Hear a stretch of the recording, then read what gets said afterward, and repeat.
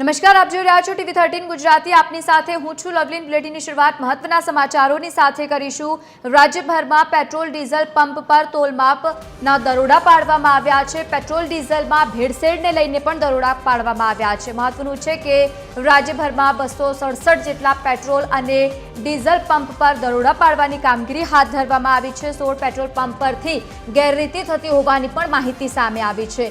તંત્રે દંડ સહિતની તમામ આગળની કાર્યવાહી પણ હાથ ધરી છે। તો ભેળસેળને લઈને પણ અલગ અલગ જગ્યાઓ પર જે રીતે કાર્યવાહી હાથ ધરવામાં આવી છે, તો બીજી તરફ પેટ્રોલ પંપ પર આચરવામાં આવતી ગેરરીતિને લઈને પણ અહીંયા સમાચાર સામે આવ્યા। સમગ્ર ઘટનાને લઈને વધુ કાર્યવાહી હાથ ધરાઈ છે। એસોસિએટ એડિટર સોનલ અનડકટ આપણી સાથે ફોન લાઈન પર જોડાયા છે। સોનલ, પેટ્રોલ અને ડીઝલમાં ભેળસેળને લઈને પણ દરોડા પાડવામાં આવ્યા, તંત્રે દંડ સહિતની કાર્યવાહી હાથ ધરી, શું વધુ વિગત?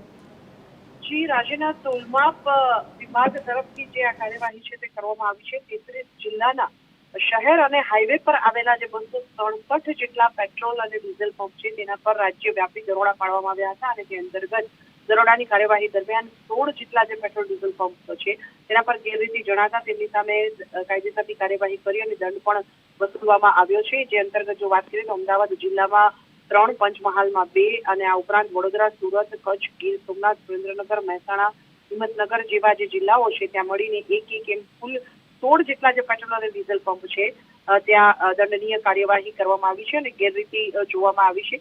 આ ઉપરાંત દંડ પણ વસૂલવામાં આવ્યો છે। મહત્વનું છે કે જે ફેરફાર જોવામાં આવ્યા હતા, જે ગેરરીતિ જોવામાં આવી હતી તેમાં સ્ટાન્ડર્ડ કેપેસિટી મેજર ન રાખવું, કેપેસિટી મેજર ફેર ચકાસણી ન કરાવવી, ડિસ્પેન્સિંગ યુનિટની ફેર ચકાસણી ન કરાવવી, ખરાઈ પ્રમાણપત્ર પ્રદર્શિત ન કરવું જેવી જે ગેરરીતિઓ છે તે સામે આવી છે અને તે અંતર્ગત 16 જેટલા જે પેટ્રોલ ડીઝલ પંપ છે તેની સામે કાયદેસરની કાર્યવાહી કરી દંડ વસૂલવામાં આવ્યો છે।